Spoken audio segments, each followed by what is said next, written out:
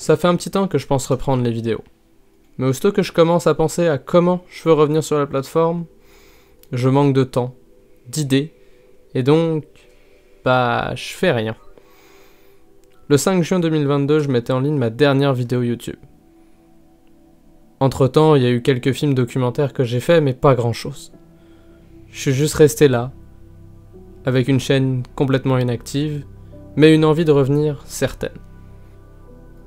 J'ai envie de faire le contenu qui me plaît et de prendre le temps pour le faire, pour que le résultat au final soit de bonne qualité. Mais surtout en même temps, j'ai envie d'apprendre, d'essayer de nouvelles choses et d'aller explorer de nouvelles idées qu'autrement je ne pourrais pas faire.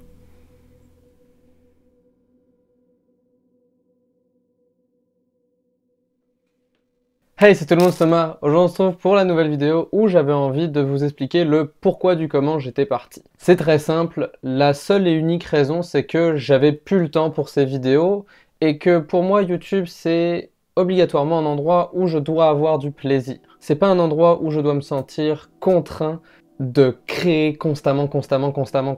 Le problème qui est arrivé avec YouTube et toutes les autres sphères de ma vie, j'avais envie de tout faire en même temps et je me suis rendu compte que ça ne pouvait pas marcher. Et comme ça ne pouvait pas marcher, qu'est-ce que j'ai fait? J'ai laissé partir les choses qui me stressaient le plus. Je pouvais pas lâcher mon travail, je pouvais pas lâcher mes projets vidéo et j'allais certainement pas lâcher le sport. Je reviendrai sur cet aspect-là un peu plus tard dans la vidéo. Parce que pour moi, YouTube, comme je l'ai dit, c'est du plaisir. J'ai envie de créer des vidéos.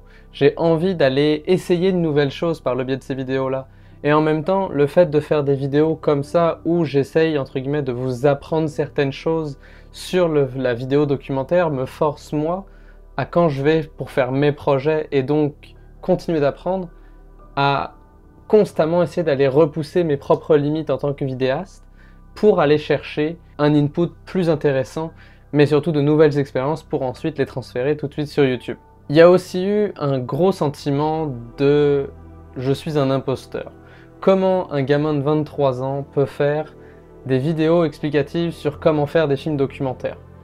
Je suis pas Philippe Bloom ou ces autres youtubeurs là qui ont fait de la vidéo documentaire ou de la vidéo tout court leur carrière et leur métier.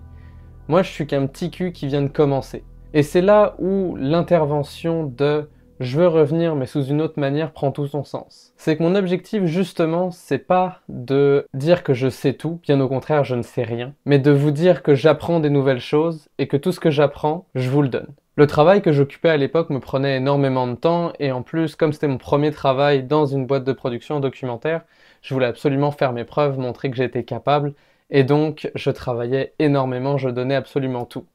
À côté de ça, j'avais envie de continuer à faire mes projets de films documentaires, que ce soit Le Petit Tour de l'Est, Projet 4424 et d'autres projets qui ne sont pas encore sortis pour le public, sur lesquels j'ai pu travailler, qui ont fait que j'ai pu m'épanouir d'un point de vue créatif, mais tout ça est venu au coup de j'ai encore moins de temps.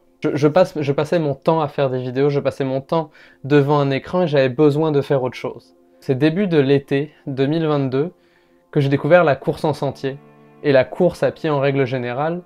Et pour être tout à fait honnête, je crois que j'ai jamais eu un sport ou une activité que j'aime autant faire parce qu'elle me procure tellement d'émotions.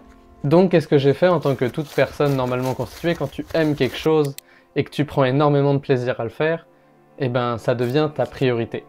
Alors oui, j'ai privilégié de faire du sport, mais de continuer à travailler à mon emploi et à faire mes projets documentaires que de continuer les vidéos YouTube. Là maintenant, je me rends compte que ça fait plus d'1 an que j'ai pas fait de vidéo. À l'heure où j'enregistre cette vidéo, on est le 9 octobre. Et je dois avoir une quinzaine de vidéos de tentatives de retour que j'ai essayé, que ce soit sous forme de vlog, que ce soit sous forme de talk show comme je fais là, que ça soit sous forme de mini-métrage avec une voix off, un peu comme ce que j'ai fait au début de la vidéo. J'ai à peu près tout essayé pour essayer de raviver cette flamme. C'est pour ça que dorénavant sur cette chaîne YouTube, il y aura toujours les vidéos tutoriels, explications, conseils basés sur mon vécu. Donc en aucun cas je ne me considère juge de vérité. Je vous donne juste l'expérience que moi j'ai pu avoir après maintenant 5 ans 6 ans, 7 ans, 8 ans, 9 ans bientôt à tenir une caméra. Mais aussi, il va y avoir des vlogs où je vais vous amener en fait en dehors de juste ce setup, où je vais vous partager des choses qui m'arrivent dans ma vie, mais de le faire d'une manière où il y a toujours un aspect où j'essaye d'apprendre à faire de meilleures vidéos et à devenir un meilleur vidéaste. Alors voilà, c'est à peu près tout pour cette vidéo. J'ai très hâte de voir jusqu'à où ça va nous mener. Et sur ce, je vous dis, faites de bonnes photos, faites de bonnes vidéos, et à la prochaine. Ciao tout le monde.